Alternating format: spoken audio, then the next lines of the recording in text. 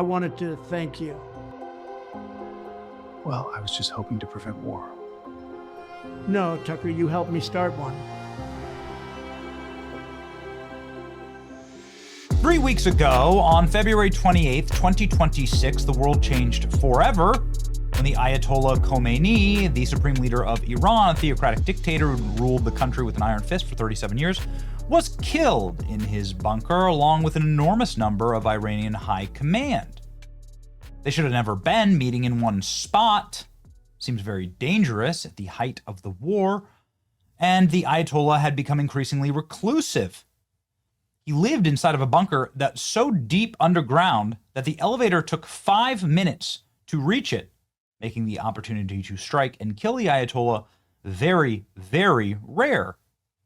How did this happen, though, that the Ayatollah was in a vulnerable position with so many high-ranking leaders of the country, where an armada of Israeli bombs, bunker-busting bombs, could land on this site, striking the facilities and ensuring total structural failure, including the Khomeini's compound, which was the most affected in the strikes?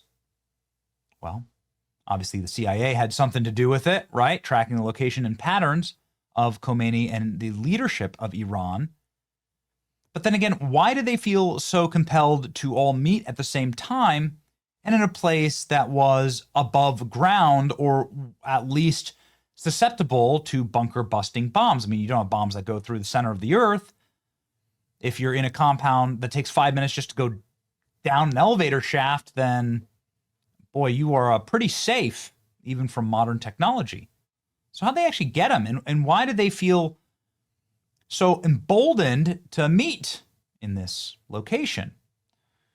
Well, there's a lot of speculations. There's some very cool videos online. It's very cool reporting as to what was actually going on the ground. But I want to cover something really quickly as it pertains to Tucker Carlson and his announcement that he's being spied on by the CIA, and he's being spied on because he was in touch with Iranians before the war broke out, or perhaps right up to the point of the Ayatollah's killing. Did President Trump engage in one of the greatest counter-intel ops in human history by taking a meeting with Tucker and then knowing that that meeting would be a signal to the Iranians that it was safe and that nobody was going to do anything to them? Even breaking now, like seconds ago, Iran's new supreme leader, Mojtaba Khomeini, survived the strikes that killed his father. Most didn't, because he'd gone outside to do something moments before the missile struck the residence, newly disclosed audio reveals. So you can hear this. He was outside. He was heading upstairs when buildings were struck by a missile. Okay. So again, this was intended to wipe out the entire bloodline, and it all but succeeded. Apparently, the new Iranian supreme leader is unconscious in the hospital, missing a couple missing legs and limbs or something to that effect. Yeah. Anyway, many people are saying that what happened here, and of course, Tucker Carlson releasing this weekend, 25 million views, 31,000 reposts, 140,000 likes, saying the CIA has been reading his text and he's expecting to be charged with a crime for communicating with the Iranians. And we've covered this. And please, you feel free and go watch the video yourself and listen to the explanation. Some news on that in just a moment, actually. But what many people speculate, and what I guess can't ever or won't be proven, at least immediately, is that Tucker, who admits here that he was communicating with the Iranians, and what does that mean? That means communicating with Iranian government. And what is the Iranian government? Well, the Iranian government is the Ayatollah. He is the supreme leader. Everybody says that Donald Trump used Tucker in order to get all of the Iranian leadership in one spot because they felt so assured. They were all killed like within 24 hours of Tucker meeting with Trump. CIA knew Tucker was speaking to the Iranian regime. That means that Trump invited Tucker to the Oval Office multiple times in the lead up to the Iran strike. That's true.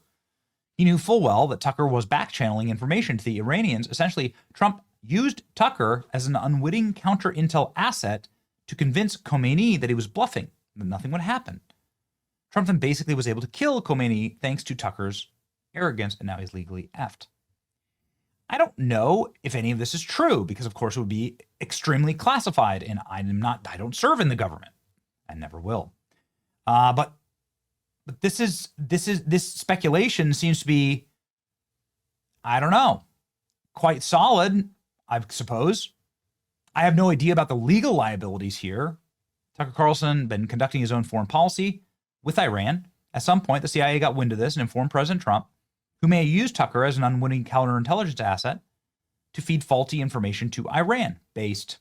Following the launch of Epic Fury, Tucker's traitorous behavior may have finally caught up with him. DOJ prepares criminal filing. After the operation began, Iran sent agents to carry out attacks in Saudi Arabia, but the plots failed. Iran told Tucker that these were actually Mossad plots, a claim that he pushed online and spread like wildfire. Saudi and Qatar have been publicly to deny it. Tucker. Okay, so like it's the fog of war. You don't know what's true. You have no idea what's true. But Tucker did meet with Trump right on the eve of the war. That's public knowledge, and it seems like what happened there was that perhaps there was a massive counter signal. This photo is hilarious in hindsight. Trump knew Tucker was talking to Iran. He invites him to the Oval Office, knowing he's going to strike, and Tucker's going to relay it. Iran sees this photo, thinks Tucker has Trump's ear, thinks Trump is bluffing. Meanwhile, Trump is sitting there smiling because he waited for them to believe it.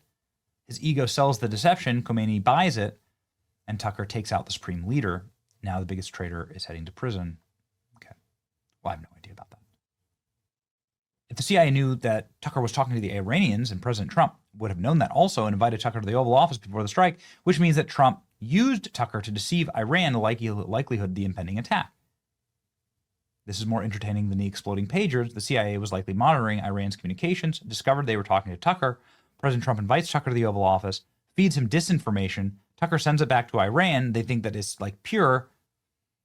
And then they put their guard down and they all get blown up. Okay. Yikes. There you go. Some of the hotter takes or more viral takes here, right? You were used as a counterintelligence asset. You got used as a counterintel asset to convince them nothing was happening. You got used to kill the Iranian leadership. You personally were one of the key reasons they believed nothing was going to happen. Gave them the confidence to convene a meeting. Imagine thinking that you'd get a primetime slot with the president on the eve of the war, after repeatedly humiliating him and calling him a retard. But now your usefulness has ended, time to go. Good luck, you're going to need it. Again, this is what everyone's saying. For what it's worth, the White House is saying there's no CIA investigation of Tucker Carlson. In their meeting, Trump and Carlson politely disagreed, and Trump held the position that Iran was a threat, but didn't mislead Carlson. There was no op. But that's exactly what you'd say if there was an op, right? Trump wading into some of the podcast wars here, saying he doesn't like it, right? Whatever. But that's it. I mean, it sure as heck, to me, sure as hell seems like that's what happened. I mean, listen, that why else would they be meet? Why else would they feel such a surety to meet in broad daylight in this moment? Israel right? and the United States managed to assassinate one of the most heavily protected men on the planet. The answer? An unprecedented joint operation.